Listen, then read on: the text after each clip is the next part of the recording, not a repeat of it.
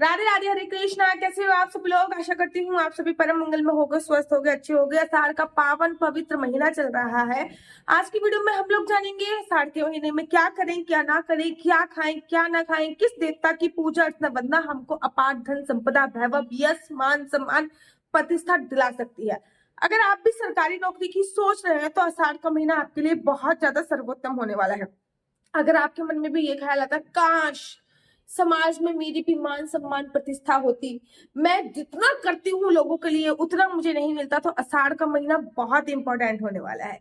अगर आप भी ये सोचते हो कि भाई मेरा स्वाभिमान ही मेरे लिए सबसे बड़ा है, मेरी सेल्फ रिस्पेक्ट मेरे लिए सबसे बड़ी है और मैं अपनी सेल्फ रिस्पेक्ट के आगे किसी को नहीं देखती, तो आषाढ़ का महीना आपके लिए सबसे बड़ा होने वाला है। चलिए अधिक विलंब ना करते हुए प्रारंभ करते हैं। मैं आपको ये नहीं बताऊंगी कि आषाढ़ का महीना तब से शुरू हो रहा है तब से खत्म हो रहा है। सभी को पता है कि पूर्णमासी के अगले दिन से आषाढ़ का महीना शुरू हो जाता है कि पूर्णमासी के अगले दिन एक नए महीने का प्रारंभ हो जाता है। हिंदू कैलेंडर के हिसाब से तो नया महीना आषाढ़ का महीना है और आषाढ़ के महीने में सबसे पहले जो एकादशी आती है वो योगिनी एकादशी होती है। आषाढ़ के महीने के जो देवता है वो भगवान सूर्य बोले जाते हैं और भगवान सूर्य की पूजा अर्चना वंदना करने से आपको अपार धन एवं मान सम्मान प्रतिष्ठा यश वैभव मिलता है। अगर मैं किसी से कहती हूँ ना कि आप लोग सूर्य भगवान के व्रत प्रारंभ कर दीजिए, अगर मैं किसी से कहती हूँ कि आप लोग सूर्य भगवान के व्रत प्रारंभ कर दीजिए, आपकी कुंडली में सूर्य जो है वो नीच भाव में है, आपकी कुंडली में सूर्य की दशा अच्छी नहीं है, या फिर आपको मान सम्मान प्रतिष्ठा समाज में चाहिए, आपके लिए आपकी सेल्फ रिस्पेक्ट स्वाभिमान ही बहुत कुछ है, तो आषाढ़ के महीने से या फिर जेठ के महीने से आपको सूर्य देवताओं को जल देना प्रारंभ कर देना चाहिए। सूर्य भगवान का रविवार का जो व्रत होता है वो प्रारंभ कर देना चाहिए। आषाढ़ के महीने में जितना ज्यादा हो सके तांबे की चीजों का उपयोग प्रारंभ कर दीजिए, क्योंकि आषाढ़ का महीना भगवान सूर्य से संबंधित होता है और तांबा जो है वो भी भगवान सूर्य से ही संबंधित आता है। तांबे के जग में पानी पीना, तांबे का कड़ा पहनना, तांबे का कोई लॉकेट इत्यादि चीजों का उपयोग करना, तांबा दान करना, जिससे आपका सूर्य स्ट्रांग होएगा और सूर्य स्ट्रांग होने के अनेकों फायदे होते हैं। हमें समाज में मान सम्मान प्रतिष्ठा चाहिए तो अपना सूर्य स्ट्रांग करो। हमें समाज में एक रेपुटेशन चाहिए तो अपना सूर्य स्ट्रांग करो। हमें एक सरकारी नौकरी की चाह है तो अपना सूर्य स्ट्रांग करो। तो सूर्य स्ट्रांग करने के बहुत ज्यादा फायदे होते हैं और ये जो व्रत होता है ये सूर्य भगवान का व्रत रविवार के दिन रखा जाता है। रविवार के दिन अगर व्रत ना रख सको, वैसे तो मैं रविवार के दिन व्रत रखने की ही एडवाइस देती हूँ, लेकिन इफ इन केस अगर आप रविवार के दिन व्रत नहीं रख सकते तो आपको करना क्या है, रविवार के दिन अगर आप व्रत नहीं रख सकते तो रविवार के दिन आपको नमक का त्याग करना है, नमक नहीं खाना है। श्रीधाम वृंदावन में ना एक मंदिर है, ठीक है ना, उसको कैलाश नगर में बोला जाता है, कैलाश नगर में हरि मंदिर के नाम से संबोधित किया जाता है। वो वहां के जिन्होंने वो मंदिर बनवाया है, उन पुजारी के ना 3-4 मंदिर और भी हैं, जैसे कि पंजाब में है, जलंधर में है, एक दिल्ली में है। वो हमेशा रविवार के दिन नमक का सेवन नहीं करते, रविवार को वो नमक नहीं खाते, वो इन चीजों पे बहुत मायने देते। तो लेकिन अगर आप ऐसे नहीं रह सकते कि हम रविवार के दिन नमक ना है तो खाएं, ऐसा तो संभव नहीं होता, तो कम से कम आषाढ़ के महीने में जो रविवार पड़ता है इसमें आप नमक का सेवन मत कीजिए। सूर्य भगवान को वैसे तो मैं डेली नियम पे आपको जल देने को बोलती हूँ, लेकिन आषाढ़ के महीने में सूर्य भगवान को जल देने की अपनी बड़ी महिमा होती है। आप थोड़ा सा लाल रंग का पुष्प जल में डालिए, थोड़ी सी रोली डालिए और सूर्य भगवान को समर्पित करके आ जाइए। ओम सूर्याय नमः, ओम हिरण्यगर्भाय नमः, ओम भास्कराय नमः, ओम रवाय नमः, ओम पूष्णे नमः।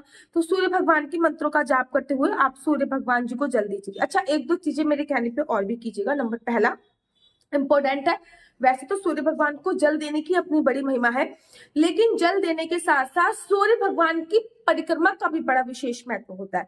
अब सूर्य भगवान की कितनी परिक्रमा होती है? सूर्य भगवान की 7 परिक्रमा करी जाती है, क्योंकि वो 7 घोड़ों में है ना, तो सूर्य भगवान की 7 अब परिक्रमा करने आप सूर्य देवता के पास तो जाओगे नहीं, तो बहुत सिंपल सा तरीका है कि आप यहाँ पे भी खड़े हो, जिस पे यहाँ पे भी आप खड़े हो, वहीं पे जब आपने सूर्य भगवान को जल दिया तो एक जगह पे खड़े होके हाथ जोड़ते हुए ओम सूर्याय नमः, ओम हिरण्यगर्भाय नमः, ओम भास्कराय नमः, ओम पूष्णे नमः, ऐसे बोलते हुए एक ही जगह पे खड़े होकर सूर्य भगवान की 7 परिक्रमा अवश्य करना। सूर्य भगवान को दीपक प्रज्वलित आप अवश्य कीजिए, सूर्य भगवान को दीप प्रज्वलित कीजिए, सूर्य भगवान को जल समर्पित कीजिए और सूर्य भगवान के दिन रविवार के दिन व्रत रखिए। रविवार को नमक का सेवन नहीं करना चाहिए। रविवार को एक समय भोजन खाने का प्रावधान होता है, मीठा खाया जाता है, लेकिन एक समय भोजन खाया जाता है। ये तो हो गया आषाढ़ के महीने के देवता के। अब आषाढ़ के महीने में भगवान गणेश जी को भी दूर्वा समर्पित करने का बड़ा विशेष महत्व होता है। आषाढ़ का महीना 20% भगवान गणेश जी को भी समर्पित होता है। वैसे तो गणेश भगवान जी को सकट चौथ वाले दिन या फिर वेडनेसडे वाले दिन दूर्वा समर्पित की जाती है, लेकिन आषाढ़ का महीना एक ऐसा महीना होता है जिसमें आप भगवान गणेश जी को एवरी डे दूर्वा समर्पित करते हैं। अगर मैं कहती हूँ ना बुध ग्रह स्ट्रांग नहीं है, जब मैं कुंडली कभी देखती हूँ तो कहती हूँ बुध ग्रह स्ट्रांग नहीं है, भगवान गणेश को मनाइए, या फिर आपकी कुंडली की इष्ट देवता भगवान गणेश जी हैं तो गणेश भगवान जी की पूजा करना। तो ये जो आषाढ़ का महीना है, इस महीने में भगवान गणेश जी को एवरी डे दूर्वा चढ़ाने का अपना विशेष महत्व, बहुत बहुत इंपॉर्टेंट महत्व होता है। आषाढ़ के महीने में कहीं कहीं पे ना बारिश का, वैसे तो सावन और भादो ही बारिश का होता है, लेकिन समटाइम साउथ की तरफ, जहां पे इस टाइम पे मैं राइट नाउ प्रेजेंट में हूँ, पुणे महाराष्ट्र की तरफ क्या होता है, बारिश आए भी काफी टाइम हो गया। आषाढ़ के महीने से ही बारिश का प्रारंभ हो जाता है, क्योंकि इनका जो मंथ होता है वो एक हमारे बाद स्टार्ट होता है, 15 दिन बाद प्रारंभ होता है। तो इसमें ना ज्यादा हरी पत्तेदार सब्जियां नहीं खानी चाहिए। ज्यादा हरी पत्तेदार सब्जियां इस महीने में आपको अवॉइड करनी चाहिए। इस महीने में आपको प्याज वगैरह, लहसुन वगैरह नहीं खाना चाहिए, क्योंकि इस महीने में हमारी जो इम्यूनिटी सिस्टम होती है वो बहुत कमजोर होती है और कोई भी गरिष्ठ भोजन हम नहीं पचा पाते हैं। बासी भोजन खाने की इस महीने में मैं बिल्कुल साफ मना करती हूँ। इस महीने में चने की दाल का सेवन आपको नहीं करना चाहिए। ये महीना बहुत इंपॉर्टेंट महीना है। इस महीने में पानी दान की, मटका दान की, जल दान की बड़ी महिमा होती है। जेठ और बैसाख ऐसे 2 ही महीने हैं जिस महीने में मटका दान, पानी दान की बड़ी महिमा होती है। इस महीने में तरबूज आपको, मतलब गंगा दशहरा जब आया है आपका, गंगा दशहरा पर तरबूज दान करके खत्म कर देना चाहिए। इस महीने तरबूज जब अगर आ भी रहे हैं तो इस महीने फिर तरबूज का सेवन जो होता है वो आपको समाप्त कर देना चाहिए। इस महीने के 15 दिन तक खरबूजा खाना चाहिए, उसके बाद खरबूजे का सेवन भी आपको समाप्त करना चाहिए। हरी पत्तेदार सब्जियां नहीं खानी चाहिए, रात का बचा कुचा भोजन नहीं खाना चाहिए, बाहर का खाना खाने से अवॉइड होना चाहिए, क्योंकि इस महीने में बीमारियां बहुत ज्यादा होती हैं, क्योंकि इस महीने में ग्रीष्म ऋतु जा रही होती है और हमारी शरद ऋतु का आगमन हो रहा होता है। तो इस महीने में लोग बहुत बीमार पड़ते हैं। ऐसे में कोई भी गरिष्ठ भोजन आपको नहीं खाना चाहिए। इस महीने में कॉटन इत्यादि के वस्त्र पहनने चाहिए। जल दान करने की इस महीने में बहुत बहुत ज्यादा महिमा है।